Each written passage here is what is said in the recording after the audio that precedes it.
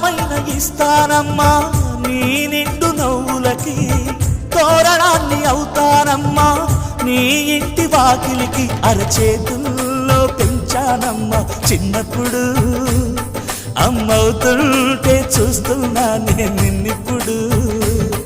అరచేతుల్లో పెంచానమ్మా చిన్నప్పుడు అమ్మవుతుంటే చూస్తున్నా నేనిప్పుడు సీతాకోక చిలకల చెల్లి సీమంతానికి సీతారాములు వస్తారంట పేరంటానికి